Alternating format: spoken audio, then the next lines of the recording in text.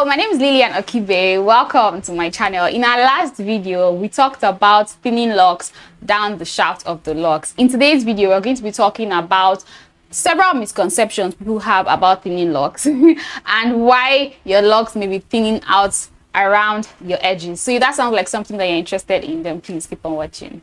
Now, the first, I feel like this is the most common misconception people have about the cause of thinning locks is that many people think that locks thin out because they are small. I've seen several locticians advise their clients that they should not go for small size locks because small size locks thin out after a while, simply because that is how it's going to be, simply because locks generally thin out because they are small.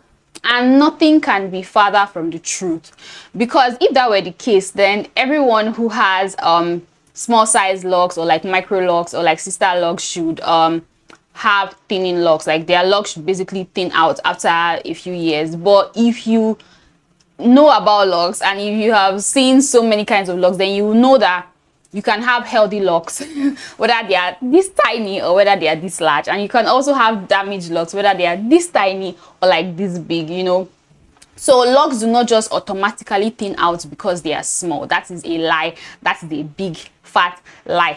The amount of weight you're going to have down the length of the lock is going to be proportional to the size of the locks. So for example, if when I started my locks I had part that is like this wide, right? Obviously the hair that will make up that lock is going to be all the hair around this area. So obviously the weight of that particular lock is going to be in accordance to the population of hair strands that are in that lock. I don't know if that makes sense. So obviously that's going to be heavier than if I start my locks and the locks is this tiny, right? So it's not necessarily the fact that the weight of the lock makes smaller locks thin out over time, but more or less it has to do with what you're doing to your locks. You're doing things that are damaging your locks. That's why your locks are thinning out, not necessarily because your locks are small. I hope that makes sense. Another misconception I notice people have, and I've actually seen locticians say this to their customers, is that locks thin out when they are done too close to your edges. So I've seen several certain locticians advise their clients that I actually watched a video like that very recently. So the person in question was experiencing thinning, of which from watching that person's journey I already knew that the thinning was going to come eventually based on the practices that they were doing, but that's besides the point. Well, basically this person went to a certain loctician and with the thinning locks around their edges. And the person asked the loctician, okay, what do you think is causing this? And the loctician said that the reason why the person's locks have thinned out around their edges is because whoever started their locks too close to the edges. And so the person is supposed to shift the locks behind, like it's not supposed to be around the edges, and that's why the locks are thinning out. And I'm like that's a big fat lie. Locks do not thin out simply because they are on the edges. Like that is not like why locks thin out around the edges. The reason why you have several people who have their locks thin out around their edges is because of one thing or the other that they are doing. When your locks are if you create your locks around like directly on your edges, there's a high chance that when you're putting your hair in styles and things like that, you're going to be pulling the hair away, right? And for a lot of people, the hair around their edges are like more fragile. Like many people have baby hairs, you know, around their edges. So if you're always constantly pulling and tugging whenever you're doing your hair or whenever you're wearing styles and things like that, obviously all those bad hair practices are going to cause the locks around the edges to thin out. So it's not necessarily because because the locks were created around your edges, that's why they're thin. Like I have some locks that all my locks are starting directly from my edges. There's this lock, look at this lock. This lock is like straight on my edges, and it is as healthy as any other lock over there. And I have several other people whose locks I maintain who have this situation as well. Your locks do not thin out just because they are created on your edges. it is the bad hair practices that you're doing that is making your locks thin out around your edges, not necessarily because the fact that they were done close to your edges. I hope that clarifies everything. So now that we have addressed the two major misconceptions people have about things that can cause thinning, especially around their edges, let's go ahead and talk about what is actually true about like causes of thinning locks around your edges. Now, the first, and I've said this so many times on my channel, and I feel like at this point I should be tired of saying it, but I'm not going to get tired of saying it because it seems like people do not really understand it yet. And that is that locks thin out, especially around your edges, when you're constantly wearing tight hairstyles and doing tight retwists. Tight styles bring problems, whether you like it or not. And the funny thing about tight styles and tight retwists is that when you start out, it's going to look like, oh, you have the thickest hair in the world, or you have like the strongest hair in the world. You're wearing all the tight styles, you're wearing all the tight retwists, nothing is happening, everything is fine, blah blah blah. Like this person, this video that I saw, this person started all the tight retwists very early on in their lock journey, and they still had like very healthy, thick, luscious locks. Like everything was fine, everything was moving smoothly, and it seemed like, you know, it was going to continue that way. But now they're like 2 years into their lock journey, and they're starting to see the damage caused by tight hairstyles and tight retwists. So the thing is that all these tight styles, all these things I keep telling you guys that you should not do, and you keep doing them, in the moment it's going to look like, oh, you know what you're doing, oh, your own case is different, oh, you're the special one, oh, you have everything under control. But just give yourself time, the damage will eventually show. My locks do not look like this by chance. I know that many people like to believe that, many people like to assume that, oh, I'm just blessed with thick, healthy hair, and blah blah blah blah blah. I'm just lucky that my hair is like this by chance. But that is a big fat lie. My hair is not like this by chance. Yes, I admit that I am blessed with a lot of hair, just like many of us, we are blessed with hair. Right? But if I were doing all the things that you guys are doing to your locks, there is no way in the world that my locks would look like this. Like, there is no way. We are all blessed with good hair, but it all depends on how you care for what you're giving. If you do not take good care of your hair, it will show eventually. It may take a year, 2 years, 3 years, even up to 5 years before you start to see the damage. But see, all these things I tell you guys that you should avoid, if you continue to do them, eventually the damage will show. And one of the things that can cause damage, that I feel like it's, except you end your lock journey prematurely, you will eventually see the damage show, is tight hairstyles and tight retwists.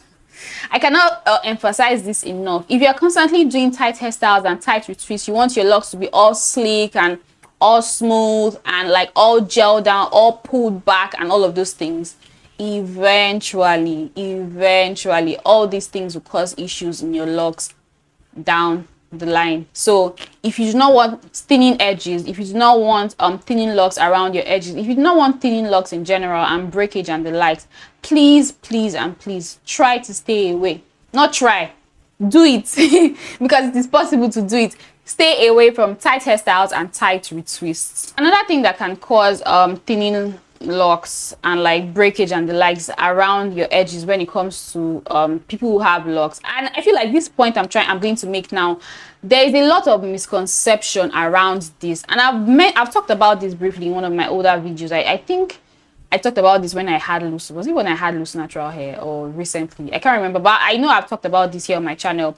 Another thing that can cause thinning locks is postpartum hair loss. But postpartum hair loss does not happen how many of us think it happens. So I'll give you an example. Many people who experience postpartum hair loss, I know that many people feel that postpartum hair loss is inevitable. Some people are lucky while others are not so lucky. If you're lucky, you will not experience it. If you're not so lucky, you will experience it. But that is not exactly true. You know, that's not exactly true. There are things that people do and do not do that makes them like more prone to experiencing postpartum hair loss. So for instance, if you're someone who you're constantly doing all these things that I said, tight retweets, tight hairstyles and the likes, there's a high chance that you're going to experience postpartum hair loss. Because the thing is, when you get pregnant, the whole pregnancy plus when you give birth, the breastfeeding and all of that, it puts a lot of pressure on your body. Also coupled with the fact that your body is, actually getting nutrients from your system to cater for the newborn baby or for the baby that is forming inside of you. It means that your nutrients are going to be depleted, right? And so your hair is going to be in a fragile state, like in a more fragile state when you're pregnant, and eventually when you give birth, while you're nursing your baby, while you're breastfeeding your baby. So that is not the time for you to engage in bad hair practices. If you're someone who previously used to engage in bad hair practices, but your hair somehow was strong enough to like bounce back or like withstand some of all those bad hair practices, when you get pregnant and when you're breastfeeding, because your whole body is fragile at this point, you will not be able to bounce back or like withstand some of those things that your body used to be able to withstand. And that's why eventually you're going to end up with postpartum hair loss. Now, another thing that can make people more prone to postpartum hair loss is if their body is not getting enough nutrients before the pregnancy or like during the pregnancy and eventually when they're nursing their baby. If you're someone who eats a lot of junk food, you're not careful about like nourishing your body with like nutrients, obviously your chances of experiencing postpartum hair loss is going to be a lot higher. Now, on the flip side also, I know that many people like to take vitamins and the likes, postpartum prenatal vitamins and like postnatal vitamins and things like that during the whole pregnancy and breastfeeding journey. And the thing about it is, you should not just be taking vitamins randomly. There are certain nutrients that if your body is deficient in the nutrients, you lose hair. Also there are certain nutrients as well that if you have an overdose of the nutrients, you lose hair as well. So it's important that when you're taking vitamins, you should also speak with your consultant, like your doctor, to make sure that you're getting what your body needs. Right? If you're going to be depending on vitamins to like replenish your body, try to make sure that you're getting, speak with your doctors, try to make sure that you're getting what your body needs when your body needs it. Do not overdose on nutrients and things like that, because overdose of some of these nutrients can also cause hair loss. So if you're doing any of those things, obviously you're going to be more prone to experiencing hair loss. Now, another thing that can cause thinning locks around your edges, and I've said this already on my channel. At this point, it seems like I keep repeating myself, and that's because taking care of locks is very simple, right? It is very, very simple. A lot of the steps, like one good thing that you do will have like a ripple effect of benefits to your locks. And just the same way, one bad thing that you do will have a ripple effect of like damages that will occur in your locks. So that is as simple as that, right? And that's why it seems like many of my videos, the tips are kind of like repeated, because they are basically the same things that you just need to follow a few basic rules to have healthy, rich, luscious locks. It is very simple. It is very easy. Now, back to my point, another thing that can cause thinning locks around your edges is if you are combing your locks when you retwist, especially if you're doing it rough. When you comb hair, there's a high chance that you're going to be uprooting more hair than should be uprooted. Normally, your hair goes through processes of shedding and regrowth and things like that. It is normal. Even if you do nothing to your locks, if you do nothing to your hair, I just leave your hair alone, some hair strands will shed and regrow. It is a normal process, and actually that is one of the processes that helps your hair to lock up, the whole shedding and regrowth and things like that. That's why you have locks, and that's why if you take like your hair extensions and just like put it in 2-strand twists and put it on the table, it will not form locks. No matter how long you leave it, it's not going to eventually form locks. You will still have it, will just look like your 2-strand twists or your braids or whatever there on the table. It's not going to form locks because there's no shedding, there's no process that is happening that is causing the locks to form.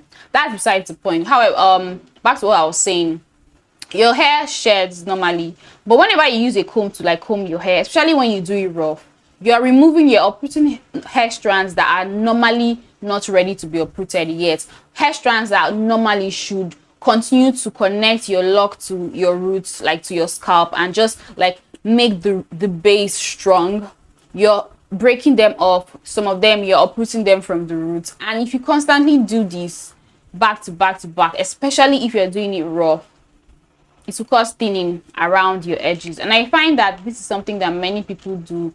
They break hair strands, they comb hair strands, they snag hair strands, and they wonder why their locks are thinning around their edges. This is why, because back to what I said earlier in this video, many people have fragile hair strands around their edges. Like the hair around their edges is not like as strong and like as resistant to things as much as like the hair around the other parts of their head.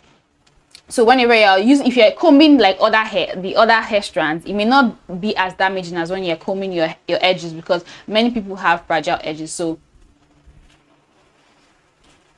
stop combing your locks.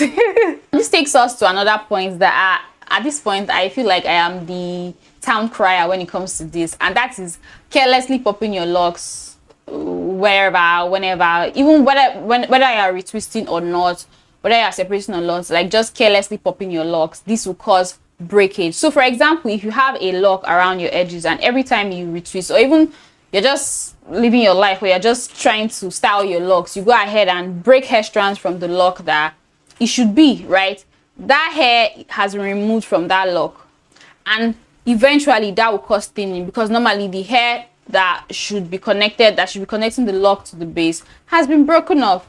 That will cause thinning, obviously. So stop carelessly popping your locks. Whenever you need to retwist your locks, just try to carefully maneuver your way, untangle the knots, whatever knots that are like connecting two or more locks together, and just be careful and cautious whenever you're doing it. Don't just carelessly yank hair strands out of the lock and think that everything is fine. Everything is not fine. And if you have a loctician who does this, it's probably time for you to change your loctician. Now, another thing that can cause thinning locks, especially around your edges, and I feel like this is something that people don't really talk about enough, and this is what some people mistake. This is what some people confuse and say, oh, your locks are thinning out because they are too close to your edges, right? This is I feel like maybe the person who started that misconception about, oh, if because your locks are too close to your edges, they're going to thin out. The person who came up with this idea heard someone else talk about this thing that I'm about to say and misunderstood it and just like generalized that, oh, that is why locks thin around the edges. Anyway, enough of my rambling. Let me go ahead and talk about this point. Now, another thing that can cause thinning locks around your edges is, for a lot of people, this is not going to be the same for everybody, but for some people, around the edges, just like directly around the edges, certain areas of your edges, you have hair strands that are different in the sense that they grow at a different rate than the rest of your hair, what many people call baby hairs, right? So if you have a lock that is made up of a lot of baby hairs, right, and just a little bit of like your regular hair, what happens is the hair strands that normally should form your baby hairs will not grow generally for many people. It will not grow as long as the other hair strands, and it will also not grow as fast as your other hair strands. So what happens is, if you have a lot of those baby hairs with just a little bit of your regular hairs in one particular lock, what will happen is the baby hairs will go through the whole process of growing and shedding a lot faster, while a lot faster, but it will not be growing as long as the rest. I don't know if that makes sense. So what happens is, so let's say you have a lot of baby hairs plus just a few strands of your regular hair. The baby hairs will not be growing as fast, but this regular hair is growing super fast. So at the end of the day, what will happen is you're going to have a lot of the baby hairs just like loose, because they grow a little and shed, into the lock. But because they are constantly shedding very fast, you will notice that a lot of the baby hairs will not be connected to the lock because they just grow to a little short distance and shed. Meanwhile, you have the rest of the hair that grows at a faster rate and grows longer before it sheds. So what will happen is you have that lock is going to be carried, like the part of the hair that is going to be connected from the lock to your scalp is going to be the hair strands that grow fast and that grows long, which in this case, like I said earlier, if the hair strands are few, you will notice that that hair will seem like it's hanging by a thread. I talked about this in one of my videos where I talked about things that can cause your hair to grow by, like things that can make your hair look like it's growing by a thread. I explained that in that video. But when you have something like that, you will notice that all the baby hairs will just be short and down at the roots. It will not be connected to the long hair strand, because it's going to take a lot for it to catch up. Like, it will not be able to catch up. Let me put it that way. It's not be able to catch up with the hair strands that grow fast. So what will happen is you're going to have few of those hair strands carrying the weight of that lock. Meanwhile, the baby hairs will continue to shed into the lock. I hope that makes sense. I hope you guys understand what I'm trying to say. So in a situation like that, that can cause thinning around your edges. But this is not very common. This is like very, very rare. Like, this is actually rare.